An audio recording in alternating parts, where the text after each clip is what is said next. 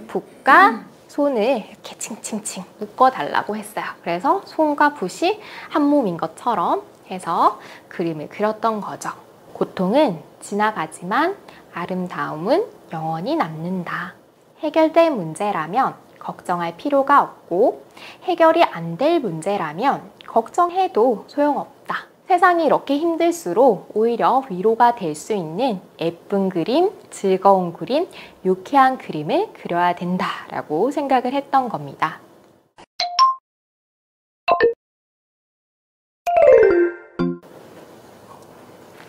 안녕하세요. 김보혜와 함께하는 문화예술 12편입니다.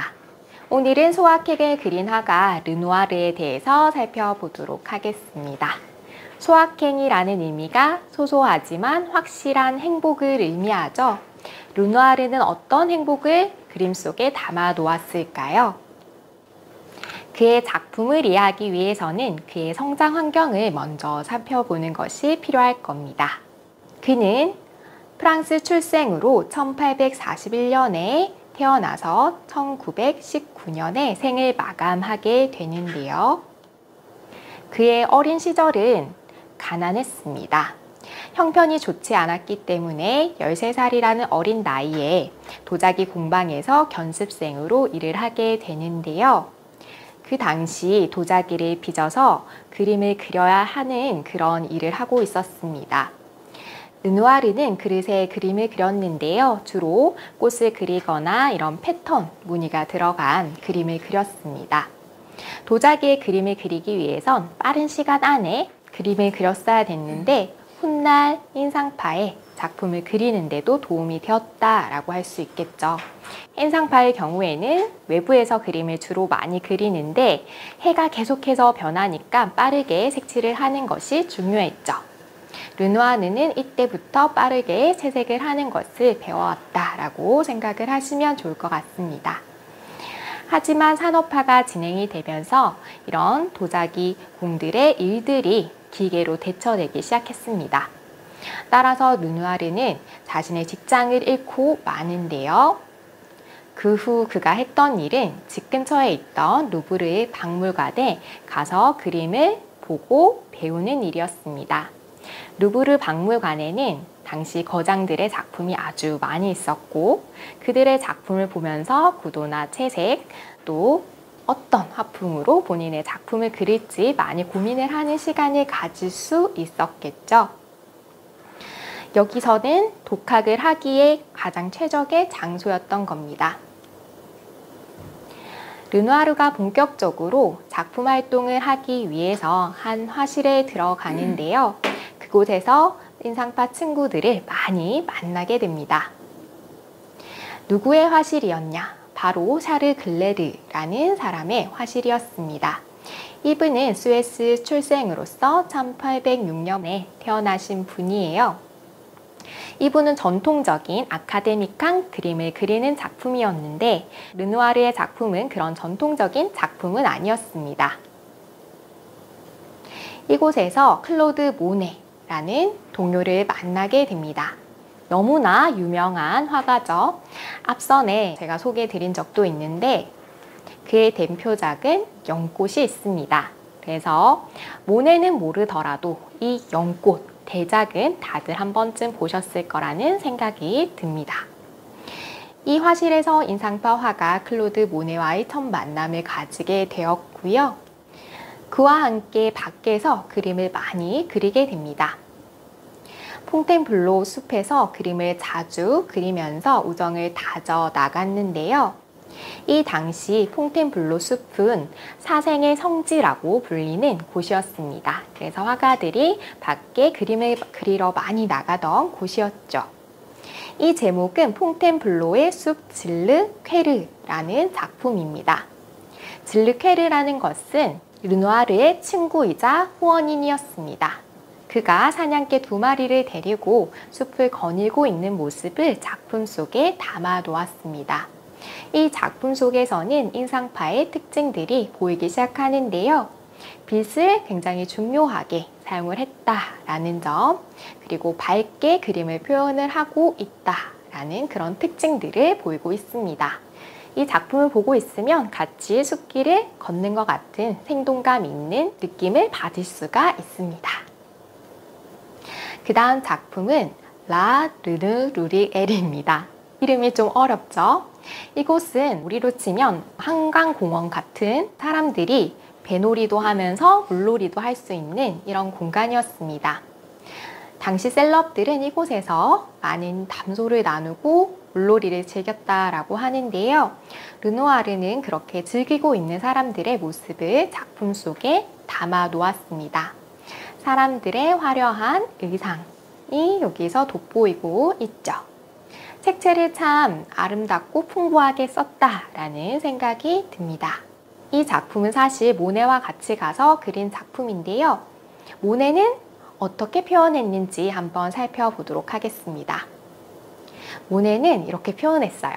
같은 장소에서 같은 시간에 그렸지만 전혀 다른 느낌의 작품이 그려졌죠.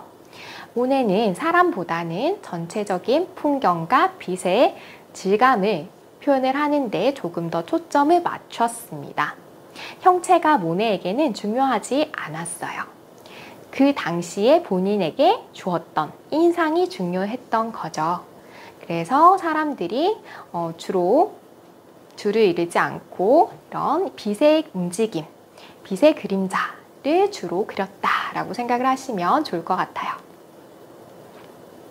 두 작품을 옆에 두고 한번 비교를 해보겠습니다. 왼쪽은 르누아르 작품, 오른쪽이 모네의 작품인데요. 모네의 작품은 색감을 아주 풍부하게 쓰고 평화로운 분위기, 저기 가서 같이 수다를 떨고 싶은 뭔가 제잘제잘 소리가 들려오는 것 같은 그림이라면 모네의 작품은 빛의 움직임에 초점을 맞춰서 평화로운 오후를 그렸다라고 할 수가 있을 것 같아요. 그에게는 또 다른 친구가 있었는데요. 바지우는 프랑스 출생으로 나이도 모네와 비슷했어요. 1841년생인데요. 바지우는 마감한 생을 보면 1870년으로 긴 생을 살지는 못했습니다. 왜 그런지는 뒤에서 설명을 드리도록 할게요. 바지우라는 사람은 굉장히 부유한 집안에서 태어났어요. 르누아르와는 좀 다르죠. 그래서 이렇게 넓은 화실도 가지고 있었는데요. 마음이 누구보다 넉넉했던 친구인 것 같습니다. 본인의 화실을 가난한 화가였던 르누아르도 함께 사용을 하게 해주고 다른 가난한 화가들도 함께 이용을 할 수 있도록 해주었습니다. 또 작품 속에 보면 모네의 작품이나 르누아르의 작품이 함께 들어가 있는데요. 본인이 가난한 친구들의 그림을 대신 사주었다라고 해요. 그래서 그의 작업실에는 다른 화가들의 작품도 이렇게 많이 걸려 있습니다. 이 작품은 바지우가 그린 작품인데 바지우도 이 안에 들어가 있습니다. 여기서 바지우 누구일까요?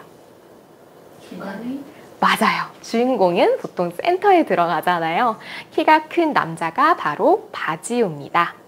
르누아르는 여기 위에 있는 남자고 모네, 영국 그림 모네는 바로 여기 옆에 있는 남자, 그 옆에는 마네, 그 다음 바지우입니다. 거장들이 이 작품 속에 다 들어가 있죠. 이 작업실 환경을 보면 굉장히 자유스러운 것 같아요. 피아노를 치는 남성도 있고 밑에 계단에 앉아서 위를 바라보는 남성도 있고 또 그림을 보면서 막 토론을 하고 있어요. 이렇게 그림을 서로 토론도 하고 서로의 얼굴도 그려주고 모델이 되어주고 이런 자유롭게 그림을 그릴 수 있는 환경을 바지우가 만들어 주었던 겁니다. 너무 좋은 친구잖아요. 그런데 이 행복이 오래 가지는 못했습니다. 1870년에 프로이센과 프랑스에 전쟁이 일어나게 됩니다. 그로 인해 인상파 화가들도 붓이 아닌 총을 손에 쥐게 되는데요. 이 전쟁에서 르누아르는 소중했던 친구 바지우를 잃게 됩니다. 그로 인해서 굉장히 큰 슬픔에 빠져서 우울증에 걸리기도 했다라고 해요. 네, 이렇게 힘든 상황 속에서 르누아르는 전쟁의 참혹함, 어려움 이런 것들을 그리진 않았어요. 오히려 반대로 일상 속 행복을 그리려 노력을 했습니다. 그의 작품을 한번 살펴볼 텐데요. 그의 작품을 살펴보기 전에 그가 했던 말을 한번 살펴보면 그의 작품이 더 잘 이해가 되실 거예요. 그가 이런 말을 했습니다. 그림은 즐겁고 유쾌하고 예쁜 것이어야 한다. 그렇다. 예쁜 것이어야 한다. 세상에는 불쾌한 것들이 이미 너무 충분히 많다. 나까지 거기 보탤 필요가 없다라는 말이죠. 세상이 이렇게 힘들수록 오히려 위로가 될 수 있는 예쁜 그림, 즐거운 그림, 유쾌한 그림을 그려야 된다라고 생각을 했던 겁니다. 지금부터 예쁜 그림 한번 살펴보도록 할게요. 이 작품은 피아노 앞에 앉은 소녀들입니다. 두 소녀가 피아노 악보를 보면서 피아노를 치고 있죠. 부드러운 머릿결과 따사로운 햇빛이 들어오는 그런 작품입니다. 드레스도 예쁘고 예쁜 그림 맞죠? 특별한 그림은 아니에요. 일상 속에서 소소한 행복들을 르누아르는 작품에 담아 놓으려고 노력을 했습니다. 다음 작품 보도록 하겠습니다. 이건 특별 관람석이라는 작품인데요. 인상파 1회 전시회에 출품되어서 사람들의 주목을 받은 작품이기도 합니다. 이 당시 사람들은 오페라 관람을 많이 갔었는데요. 오페라 관람을 간 두 남녀의 얼굴을 그려 놓은 겁니다. 여성은 정면을 바라보고 있고요. 남성은 오페라 글라스로 이렇게 다른 예쁜 여성이 없는가 찾아보고 있는 것 같아요. 오페라에 집중을 하기보다는 딴 데 한눈이 팔려 있는 남성의 모습을 살펴볼 수가 있습니다. 그리고 여성의 옷을 살펴보면 굉장히 화려하고 옷장식도 들어가고 이 당시 여기도 셀럽들이 많이 가는 그런 장소였다라고 해요. 그래서 예쁘게 입고 나가는 이런 모임이 중요했던 거죠. 그래서 옷이나 의상에서 그런 부분들을 살펴볼 수가 있고요. 흑백의 조화가 참 잘 어울리는 작품이다라고 할 수 있습니다. 그리고 덧붙여 말하면 이 남성은 르누아르의 동생이었다라고 해요. 동생의 작품 속에 집어넣었던 겁니다. 그 다음 작품은 그네라는 작품인데요. 숲속에서 한 여인이 그네를 타고 있습니다. 그 여인을 옆에 두고 남성이 두 사람이 이렇게 쳐다보고 있죠. 자세히 보면 한 남성이 꼭 이 여성에게 일명 작업을 걸고 있다라는 거 느껴지실 거예요. 여성의 얼굴을 자세히 살펴보면 얼굴이 불그스레해요. 지금의 남녀의 모습과 크게 다르지 않을 것 같아요. 지금으로 치면 핸드폰을 번호를 물어보고 쑥스러워하는 여인의 모습, 그렇게 당겨질 수 있겠죠. 여기도 마찬가지로 햇빛을 강조하려고 많이 노력을 했습니다. 르누아르도 인상파 화가이다 보니까 햇빛의 움직임이나 나뭇잎 사이로 햇빛이 어떻게 떨어지는지 그런 것들을 작품 속에 담아내기 위해서 노력을 했습니다. 그런 부분들이 작품 속에 잘 녹여져 있습니다. 다음으로 완전 유명한 르누아르의 대표작이에요. 울랭드라 갈레트라는 작품인데요. 프랑스 몽마르트 언덕에 보면 야외 무도회 장이 이 당시 있었다라고 해요. 르누아르는 이곳에 가는 걸 좋아해서 작업실을 이 근처로 옮길 정도로 이곳을 좋아했습니다. 여기에서 사람들이 이야기도 나누고 춤도 추고 자유롭게 노는 그런 곳이었는데요. 보시면 여기 떠들썩한 분위기가 그대로 느껴지실 겁니다. 이야기를 하고 있고 춤추고 있고 또 여기도 남성이 여성을 쫓아가고 있죠. 이런 모습들을 르누아르는 굉장히 즐겁게 여겼고 일상 속의 행복이다라고 느꼈습니다. 또 이 작품은 뱃놀이 일행의 오찬이라는 작품인데요. 실제 르누아르의 친구들이 이 안에 많이 들어가 있습니다. 여기도 마찬가지로 점심 이후에 같이 음료를 마시면서 이야기를 하고 놀고 있는 모습을 담고 있죠. 따사로운 햇살이 들어오고 있고 즐겁게 이야기하는 모습, 그리고 시선을 보면 재밌는 게 다 다른데 보고 있어요. 동시에 이렇게 눈이 맞지 않고 있어요. 그래서 굉장히 재밌는 작품이다라는 생각이 들고 마찬가지로 수다스러운 소리가 들려오는 듯한 느낌이 듭니다. 르누아르는 이렇게 사람을 그리는 걸 좋아했지만 사람만 그린 건 아니었어요. 르누아르가 40대가 되었을 때 나는 그림에 대해서 조금 더 배워보고 싶다. 그것을 위해서 여행을 떠나야겠어 라는 생각을 하게 됩니다. 이탈리아에 가게 되는데요. 그곳에서 베네치아 대운하도 그리고 또 나폴리 항구에서 사람들이 움직이는 이런 모습, 풍경 전체를 담아서 또 풍경을 그리기도 합니다. 또 여행이 계속되어서 아프리카의 알제리까지 가게 되는데요. 알제리의 모습도 작품 속에 담아 두었습니다. 이렇게 르누아르는 일상 속의 행복한 모습들을 작품 속에 많이 담으려고 노력을 했던 겁니다. 이번에 르누아르의 뮤즈에 대해서 살펴봐야겠죠. 화가들에게는 한 명씩 꼭 뮤즈들이 있었습니다. 르누아르의 뮤즈는 누구였을까요? 그의 아내였던 알린 빅토린 샤리고라는 사람입니다. 1859년생으로 르누아르보다는 한 18살 어렸던 소녀입니다. 르누아르가 한 40살에 그녀는 한 20대 초반이었겠죠. 그때쯤 만났다라고 해요. 이 여성 역시 프랑스 출생이고 재봉사를 하던 여성이었다라고 해요. 생기 넘치는 모습에 르누아르가 반해서 청혼을 하게 되었는데요. 앞에서 이 작품 속에 그의 아내가 들어있었습니다. 누구였을까요? 오른쪽에 이 여성이요? 저쪽에 테이블. 테이블. 이 여성이요? 정답은 강아지를 들고 있는 이 여성이었습니다. 이때부터 마음에 담아뒀던 건지도 모르겠어요. 네, 이 작품 속에도 아내가 등장하는데요. 부지바트 무도회라는 작품입니다. 1883년에 그려진 작품이고 여성이 남성과 함께 춤을 추고 있는 모습입니다. 어떤가요? 뭔가 자유로워 보이고 평온해 보인다라는 생각이 듭니다. 이와 비슷한 작품이 한 가지 더 있는데요. 장소가 다릅니다.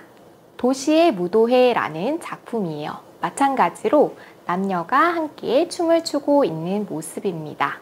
장소가 다르죠? 이 작품은 장소에 맞게끔 세련되고 절제된 느낌이 드는 작품입니다. 두 작품을 같이 한번 볼게요. 구도나 이런 것들은 조금 비슷한 느낌이 들지만 시골과 도시라는 느낌에서 다르듯이 세련된 느낌, 자유로운 느낌 이렇게 다른 느낌을 표현을 하고 있습니다. 하지만 르누아르가 가진 따스한 느낌들은 이 작품 속에 모두 녹아져 있다라는 생각이 듭니다. 그 다음에는 오성이라는 작품이에요. 르누아르에게는 3명의 자식이 있었는데요. 그 아이가 어렸을 적의 모습을 이렇게 담아 놓았습니다. 엄마가 젖을 내놓고 아이를 젖을 먹이고 있는 장면이에요. 아이의 포동포동한 모습이 너무나 사랑스럽게 느껴집니다. 그리고 여성은 자신을 그려주고 있을 남편을 바라보는 시선이 또 따스하게 느껴져요. 굉장히 단란한 가족의 모습이 눈 속에 아른거립니다. 이 작품은 자신의 자식인 클로드 르누아르가 병정놀이를 하고 있는 모습입니다. 이처럼 가족들을 많이 그렸습니다. 친구와 모습, 가족과 있는 모습, 주변에 있는 사람들과 지내는 시간을 르누아르는 굉장히 중요하게 생각했고 그것들을 화폭에 담아 놓았습니다. 르누아르는 그래서 이렇게 말을 했어요. 나는 사랑을 할 때 붓을 사용한다. 어떤 느낌인지 아시겠죠? 친구들과 우정, 사랑, 가족들을 사랑하는 마음 그것들이 작품 속에 다 녹아져 있었기 때문에 저희가 지금 또 그 작품을 보면서 따스함을 느끼는 것이라고 생각이 듭니다. 다음으로 노년의 시련에 대해서 살펴보도록 하겠습니다. 나이가 들면 젊었을 때와 몸이 달라질 수밖에 없겠죠. 르누아르도 젊었을 때와 비교해서 노년에 많은 병들을 앓게 되는데요. 살이 많이 빠졌죠. 젊었을 때에 비해서. 노년의 그는 루마티스 관절염을 앓게 됩니다. 그러면서 몸이 많이 쇠약해졌어요. 50대 때부터 관절염을 앓기 시작했다라고 하는데요. 그가 예전에 그렸던 자화상과 노년에 그렸던 자화상을 비교해보면 사뭇 다른 느낌입니다. 젊었을 때 그렸던 자화상에는 뭔가 생기가 넘치고 자신만만한 모습으로 그려졌다라면은 노년의 자화상은 뭔가 힘 빠진 모습이에요. 이렇게 본인을 담은 모습이 다르다라는 게 느껴집니다.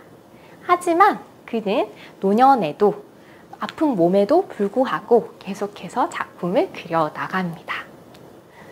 이 작품은 아내를 그린 건데요. 애완견 박가 르누아르 부인이라는 작품입니다. 부인도 뭔가 얼굴이 많이 변했죠. 세월이 흘러간 것이 작품 속에서도 느껴집니다.